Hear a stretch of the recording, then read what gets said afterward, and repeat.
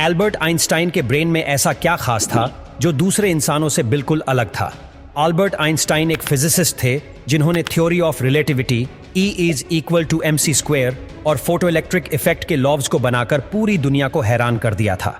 इनकी सोचने और समझने की शक्ति देखकर लोग समझते थे कि आइंस्टाइन के पास एक स्पेशल ब्रेन है जो हम आम इंसानों से काफी ज्यादा अलग है। इस बात का खुद आइंस्टाइन को भी अंदाजा था। इसी वजह से वो नहीं चाहते थे कि मरने के बाद इनकी बॉडी के किसी भी हिस्से पर रिसर्च की जाए। लेकिन फिर वही हुआ जिसका आइंस्टाइन को डर था। 18 अप्रैल 1955 को प्रिंसटन हॉस्पिटल में जब आइंस्टाइन का देहांत हुआ, तब मौत की वजह जानने के लिए जो डॉक्टर आए, उसने चुपके से आइंस्टाइन का ब्रेन निकाल लिया, क्योंकि उसको ये जानने की उत्सुकता थी कि दुनिया के सबसे बड़े जीनियस के ब्रेन में आखिर ऐसा क्या है। आइंस्टाइन का ब्रेन चुराने वाले डॉक्टर थॉमस हार्वी थे, जिनको अपने साथ होने वाले अंजाम से ज्यादा इस स्पेशल ब्रेन को स्टडी करने में दिलचस्पी थी। इस दिन के बाद से शुरू हुआ इस ब्रेन का एक लंबा सफर। डॉक्टर हार्वी एक पैथोलॉजिस्ट थे जो सिर्फ पोस्टमार्टम करना जानते थे। आइंस्टाइन का ब्रेन जो पहले ही डॉक्टर हार्वी प्रिजर्व कर चुके थे, वो इसको लेकर पेंसिल्वेनिया के शहर फिलाडेल्फिया ले गए, जहां उन्होंने ब्रेन की कई फोटोज ली और फिर उसको 240 छोटे छोटे पीसेज में, हर पीस को अलग अलग जार में प्रिजर्व करके अपने बेसमेंट में छुपा दिया। इसी मसले को लेकर डॉक्टर हार्वी का अपनी बीवी के साथ कई बार झगड़ा होता रहता था, क्योंकि उनकी बीवी अक्सर ये कहती थी कि वह इस ब्रेन को उठाकर कहीं फेंक देगी। एक दिन झगड़ा इतना बढ़ गया कि दोनों को डाइवोर्स लेकर अलग होना पड़ा और डॉक्टर हार्वी ब्रेन लेकर केंजस के शहर विचिटा चले गए, जहां वो एक बायोलॉजिकल टेस्टिंग लैब में मेडिकल सुपरवाइजर की नौकरी करने लगे। और यहां वो अपने फ्री टाइम में आइंस्टाइन के ब्रेन पर स्टडी करने की कोशिश करते रहते थे।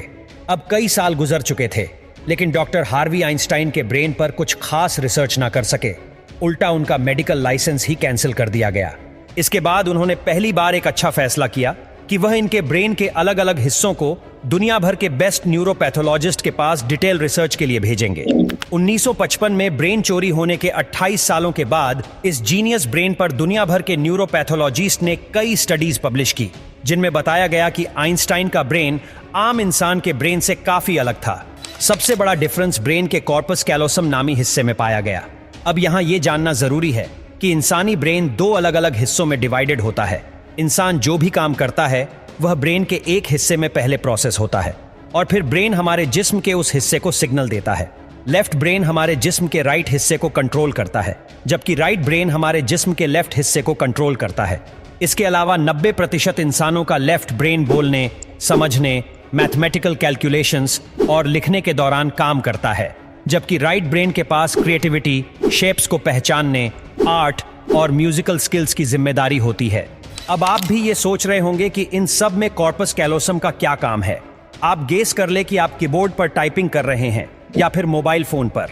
इस दौरान हमारे दोनों हाथ टाइपिंग करने में बिजी है। कुछ अल्फाबेट हमारा सीधा हाथ टाइप कर रहा है तो कुछ उल्टा हाथ। टाइपिंग के दौरान आपके लेफ्ट हैंड से एक मिस्टेक हुई तो आपने फौरन अपना राइट हैंड इस्तेमाल करके उस मिस्टेक को इरेज किया।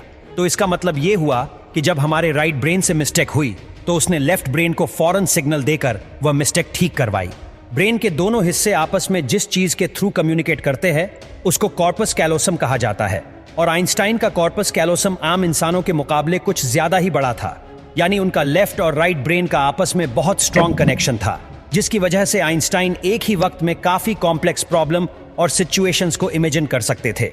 कॉर्पस कैलोसम के बड़े होने के अलावा आइंस्टाइन के ब्रेन का पैटर्न भी आम इंसानों से काफी अलग था और रिसर्चर का मानना है कि इसकी वजह से ब्रेन में न्यूरॉन्स का फ्लो काफी बेहतर था।